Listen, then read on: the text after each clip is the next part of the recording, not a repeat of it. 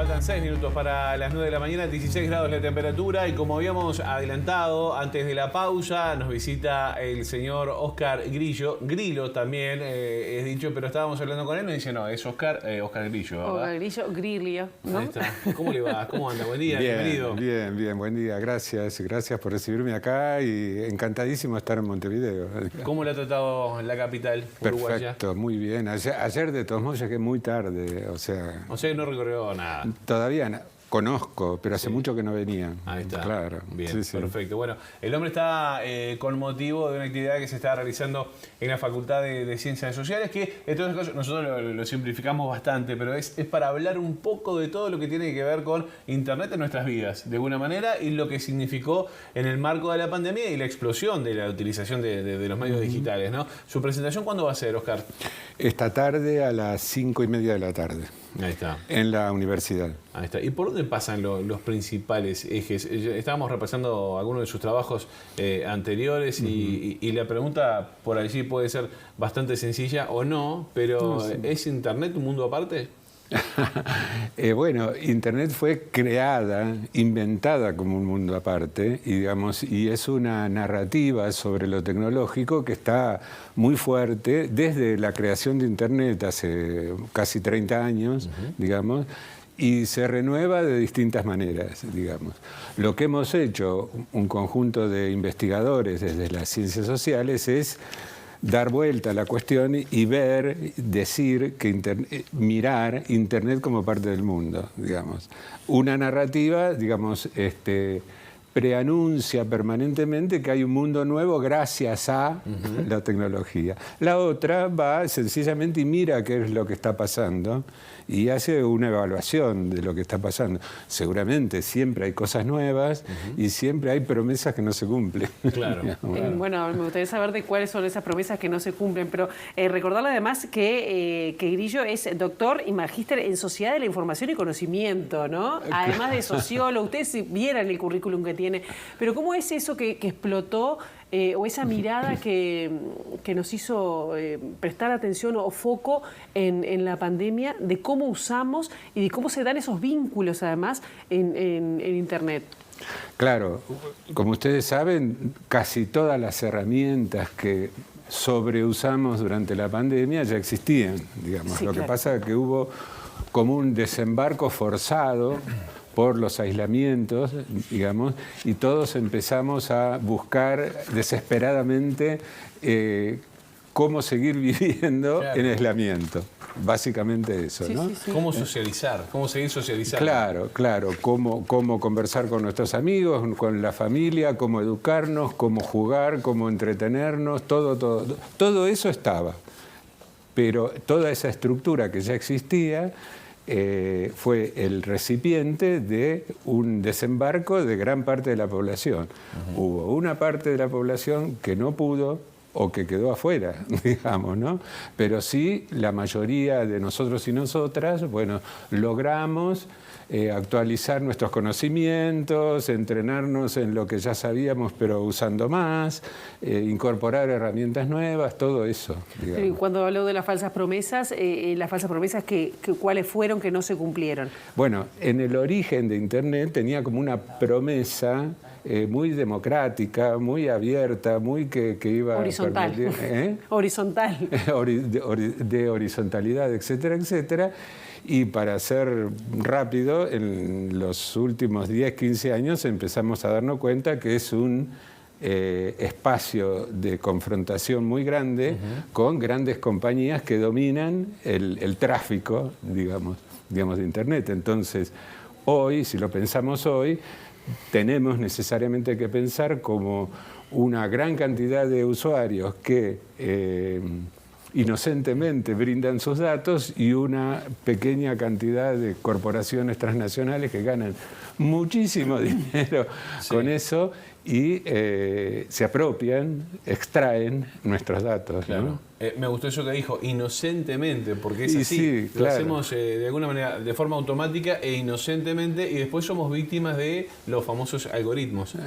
Que nos condicionan en las búsquedas, en las compras, digamos, Internet... Totalmente. En las Internet elecciones en las elecciones también, de presidente. también. por Gravísimo, ejemplo. claro. ¿Cómo se explica ese fenómeno? Bueno, sí, tiene una explicación técnica, digamos, pero ¿cómo incide en nosotros eso? Bueno, en nosotros no se escucha el incide, teléfono, ¿qué pasa? Bueno, no sé, a ese detalle, no sé. Sí. Yo creo que sí, porque a veces hablo de turismo y me viene... Y le quedan 72 promociones. Pero no quiero hacer una cosa persecutoria y exagerada. Lo cierto es que los algoritmos desarrollados por las compañías que controlan Internet tienen cada vez una sofisticación más grande y una capacidad de procesar cantidades impresionantes de datos y usarlos monetizadamente, digamos, para que signifiquen dinero, ¿no? Entonces ahí los usuarios estamos un poco limitados, es decir, porque el aislarse de esas cuestiones es aislarse de la vida cotidiana, digamos.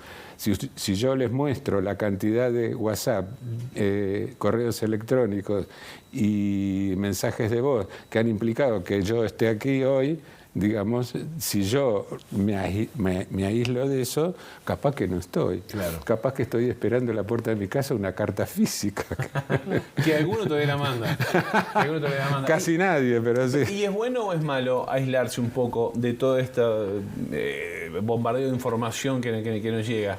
A mí me parece que aislarse no, pero sí tener un criterio de discriminación sobre dónde termina la información que necesita y dónde hay sobreinformación y dónde hay fake news y todo eso, es necesario. Ahora es un trabajo a la cual nos obliga esta condición de usuarios dependientes de, digamos, dispositivos que no manejamos en nada. Empieza a haber formas, exploraciones de cómo trabajar con eso sin aislarse, ¿no? Empieza a haber gente que se preocupa por eso y entonces busca ciertas recetas para seguir conectados, porque eso es un derecho, ¿no? Es un derecho, y al menos buscar limitar esa capacidad extractiva de datos de las plataformas, ¿no? Claro, a mí me preocupa mucho, ¿no? Esa, a veces, falta de conciencia de libertad. Es decir, pensamos que tenemos libertad, no la tenemos. Claro.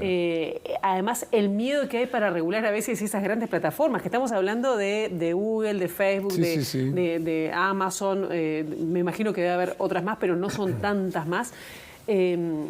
¿Cómo poder cuidarnos y sobre todo qué efecto tiene en nosotros esa falsa sensación de libertad que nos dan las plataformas? Claro. El año pasado en la Universidad de Moreno, donde trabajo, una alumna y un alumno hicieron un trabajo muy interesante sobre un punto específico de esto, ¿no? Analizaron el YouTube Kids, ¿no? Que supuestamente es para chicos y supuestamente no puede tener publicidad. ¿Ah? Bien, el análisis que hicieron estos dos chicos, que son del último año de comunicación social, es fantástico en el sentido que muestran cómo las empresas, avaladas también por YouTube, han encontrado la manera de incluir publicidad en los... Adentro. En los dibujitos. Claro, ¿no? Y es muy interesante porque de pronto yo ya no tengo hijos tan chiquitos, pero si uno piensa, bueno, acá es solo para niños, no sé qué, y es sin publicidad, como lo anuncia la plataforma, ok, sí, perfecto. Bueno, no es tan así. Entonces implica también otro trabajo para, si yo no quiero que mis chicos estén todo el tiempo viendo publicidad de juguetes que no necesitan por ahí, tengo que poner un filtro adicional o ese tipo de cosas. El famoso chupete electrónico, pero encima con publicidad. Claro, con un poquito de miel publicitaria. Claro, exactamente, para endulzar un poquito, justamente. Óscar, ¿qué pasa con los vínculos? Esto de, bueno, hablamos de la pandemia, que empezamos a utilizar diferentes tecnologías para poder seguir socializando, para no estar tan aislado de alguna manera, pero ¿qué pasa con los vínculos? Porque hay un tema también que son, en algunos casos, bastante efímeros. ¿Cómo la ve por ese lado? Mirá, Habría que mapear un poco, que investigar un poco más de qué gama de vínculos estamos hablando. Evidentemente, durante la pandemia, el aislamiento, digamos, nos provocó un corte de la mayoría de los vínculos. Yo me acuerdo en los primeros meses, en Buenos Aires, no podías salir a la calle o tenías que salir adentro con una bolsita de compras. Claro. Yo estuve a punto de comprarme un perro para poder salir a pasearlo. No compre, Oscar, adopte, siempre hay que adoptar. Pero bueno, está eso, bien. adoptar, sí. Está bien. Bueno... y bueno, para salir a distraerse de alguna manera. Exacto, exacto. Entonces hubo un montón de vínculos y actividades que se reconfiguraron relativamente, cada uno a su estilo, y cada uno pudo como insertarse en esas nuevas propuestas de determinada manera, pero hubo un punto, digamos ya sobre el fin del primer año de la pandemia, donde yo daba clases virtuales, hacía yoga virtual, hacía gimnasia rítmica expresiva virtual. Hice un curso de clown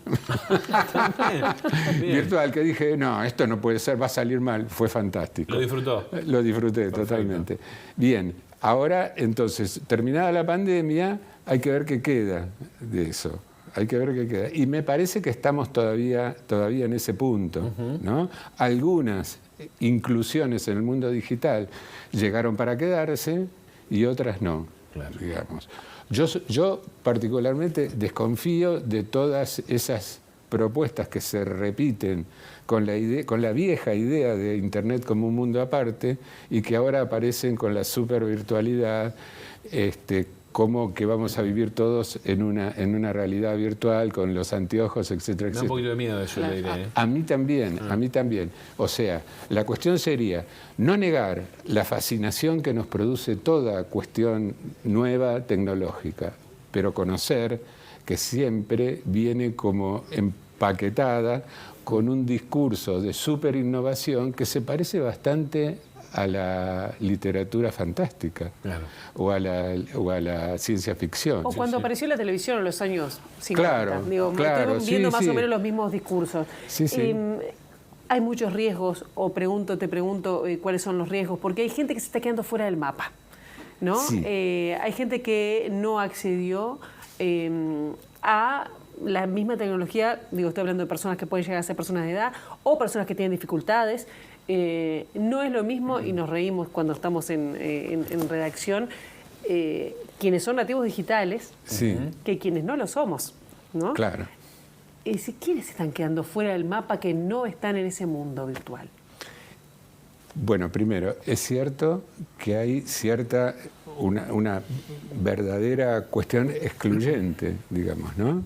Es cierto que la brecha digital, lo que se llama históricamente la brecha digital, existe. Y hay una amiga y compañera mía del doctorado, uruguaya, Ana Ribor, que ha trabajado muchísimo sobre eso, ¿verdad? O sea, eso es una realidad.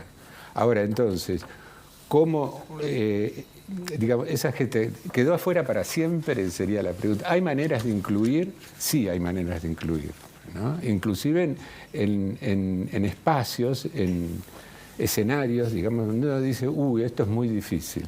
Bueno, con gente como yo, digamos, mayor de edad, hay buenas experiencias. Con gente con poca literacidad, también, digamos. El año pasado, en un curso de posgrado que damos... ¿Qué es literacidad para la gente que no se está escuchando? Perdón, digamos que tiene dificultades con la lectoescritura. Bien. Sí. Nada, esto de la academia que inventamos palabras todo el tiempo. Está bien, vale la aclaración, está muy bien. Sí. Estamos que estamos en un medio masivo. Claro, totalmente. Lo que decía es lo siguiente, como un ejemplo aislado, o sea, el problema está. El problema es un problema de política pública también. ¿Cómo incluir, digamos? Cómo capacitar para incluir, en la medida que cada uno quiera. No quiere decir que todo el mundo va a tener que usar el Zoom, digamos. Claro. Pero sí hoy, así como todo el mundo tiene el teléfono celular en la mano y cada vez más gente usa el WhatsApp para conectarse, para hablar, etcétera, etcétera. Para estudiar ha sido fantástico, ¿no? Sí. Ahora uno puede estudiar en cualquier lugar del mundo. Sí. Por supuesto. Aunque la oferta ha disminuido, ¿no? Virtual. Claro. O se ha encarecido en algunos casos, cursos, posgrado. Pero podés tomar un curso en España, en Argentina. Totalmente, es maravilloso totalmente, en eso, ¿no? Totalmente.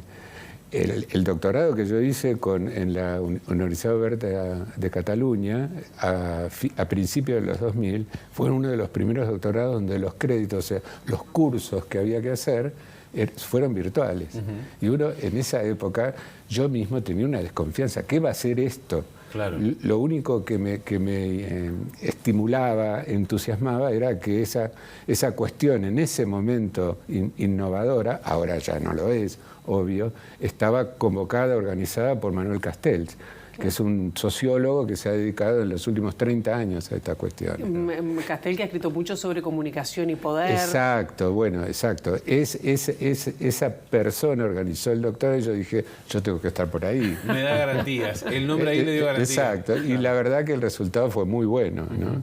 Sí, totalmente. Bueno, hablamos de brecha digital y también lo puedo asociar a la cibercultura. Se habla mucho de una cibercultura. ¿Qué podemos decir de eso? A ver, esto ya es un poquito más técnico como antropólogo. Digamos, cada vez que decimos cibercultura o usamos la palabra cultura, es muy probable, no siempre, que estemos pensando en un ámbito cerrado, ¿no? Con sus propias reglas, etcétera. Códigos. Etcétera. Códigos, etcétera, etcétera. Entonces yo diría, bueno, tendríamos que ver cómo funciona, cómo circula la idea de una cibercultura que está vigente desde que Internet existe, etcétera, en cada situación distinta, digamos, ¿no? Evidentemente hay la política está en la cibercultura, la cosa diaria está en la cibercultura, Uno el arte. Twitter hoy se prende fuego. La cibercultura y la ciberpolítica está ahí. Claro, el arte digital también ha explotado. La producción de música, digamos, una compañera mía del curso de posgrado que damos acaba de defender su tesis de doctorado en Francia y su tema es cómo ha reciclado la tarea de los músicos de tango en Buenos Aires y en París, digamos, con el uso de las herramientas digitales. Claro. ¿No? ¿Y qué pasa, por ejemplo, con las personas que hoy se llaman influencers, ¿no? Que en otro momento existían capaz que con otro nombre? Claro. ¿Cómo se construyen? Antes eran comunicadores. No, antes era la vecina, capaz que la vecina del barrio que andaba bien ¿no? Claro. O alguien que Sí, como en la plaza pública digamos. siempre destacaba, ¿no? Claro. Pero ahora se les llama influencer, que no sé qué influencia tiene, si es dentro de ese ámbito virtual o es afuera. Bueno, ¿Cómo se construye? A ver, en general la idea de un influencer se construye dentro de una plataforma, ¿no? De Twitter, de YouTube. TikTok, por ejemplo, que explotó en la pandemia. De TikTok que explotó en la pandemia, etcétera, etcétera. Las comunidades que se van construyendo ahí, las comunidades virtuales que se van construyendo ahí dentro de ese gran paquete que está bien llamarlo la cultura digital o la cultura de las plataformas, la cultura del streaming. Siempre en las ciencias sociales nos encanta inventar palabras nuevas, ¿no?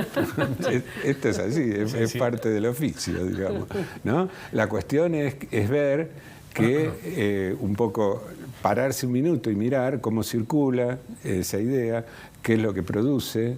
En ese caso sería, bueno, ¿de dónde surgen los influencers? Bueno, surgen de ciertos personajes cuyas prácticas con los medios, digamos, se difunden, adquieren cierta publicidad y cierta adhesión dentro de las reglas de la plataforma, ¿verdad? Sí. Y hay un conjunto de seguidores que ahí podemos empezar a discutir si eso es una comunidad virtual o no es una comunidad virtual. Pero de hecho son zonas del espacio público virtual, digamos, que uno puede delimitar de alguna manera. ¿Tiene TikTok? No, sí. Sí, pero no lo uso poco. Solo para mirar. Solo para mirar. Ahí está. Solo para mirar y porque me avivaron hace 2 años mis alumnos de la Universidad de Moreno que empezaron a hacer trabajos excelentes sobre TikTok Y yo tenía que ver qué diablos era. Claro, eso. ¿de qué me hablan? Claro, ¿de qué me hablan? Sí, me hablan de eso, es súper interesante. Sí. Que al principio era mucha gente... No me conecto con eso. Uno abría y había cuesta? mucha gente bailando. Sí. Se ve por bailar en la pantalla, es tremendo, está muy bien. Claro. Pero había cosas muy interesantes también, Sí, como claro que desde sí. producción audiovisual, en muy poco tiempo, muy efímero. Estamos prácticamente en el final, pero Sí. esas cuestiones, ¿son efímeras justamente? Estos influencers que aparecen. A mí me da mucha cosa que alguien venga y me diga, hola, ¿qué tal? Soy influencer. me da cierto escosor. Capaz es una cuestión generacional, pero claro, antes te preguntaban, che, ¿y vos qué haces? No, yo soy comunicador. ¿Y de qué trabajás? Bueno, esto es similar. Bueno, ahí también cuando yo era sociólogo me preguntaba, ¿y vos qué haces? Claro, ¿de qué vivís? Yo soy sociólogo. ¿Y de qué vivís? Yo, Haciendo encuestas. Claro, inventando términos de alguna manera. No, pero ¿qué pasa con el efímero de eso? ¿Hasta dónde llegan? Mirá, a ver, puede que tal o cual influencer tenga como un límite, digamos, de crecimiento y después venga un decrecimiento, Claro. digamos. Pero ojo, la mecánica esta del influencer, o sea, del comunicador, no sé si llamarle comunicador, a vos no te gusta. No, a mí me rechina, pero dígalo Claro, como quiera. Oscar, no pasa nada. digamos que a la persona cuya práctica mediática es intensa. Hábil declarante, ahí está. Claro, Muy bien. claro. Es muy probable que se reconfigure bajo otras plataformas. Es probable que después de TikTok venga otra, digamos, que lleve la atención para ese lado y reproduzca bajo nuevas reglas de juego la posibilidad de que aparezca algo por ahí no igual a los influencers de YouTube o de TikTok, sino reconfigurado bajo otras reglas, ¿no? Ahora, me da la sensación que funciona con otras lógicas lo que tiene que ver lo que pasa en las redes que lo que pasa en la vida real. Pongo por el ejemplo el caso de Twitter, ¿no? Que la gente se da como dentro de un gorro, por decirlo así, digo, un poco académico. ¿Cómo es la expresión? Acá cuando le dan palo a alguien le dieron como otro un gorro. Acá es No una importa, expresión pero digo, muy uruguaya. Quise hacerlo como ahora ¿no? Y en la vida cotidiana no es tan así, ¿no? ¿Funcionan cierto. lógicas distintas? El anonimato. Claro, pero a ver, yo tiendo a pensar que la vida es la misma y que la separación entre lo virtual y lo que antes llamamos solo virtual y lo que llamamos real está muy interpenetrada. Entonces, cuando uno mira acciones concretas, de personas concretas, de grupos concretos, ve que circulan todo el tiempo entre uno y otro ámbito de realidad. Entonces, a mí me parece que podríamos empezar a pensar una cosa más interrelacionada.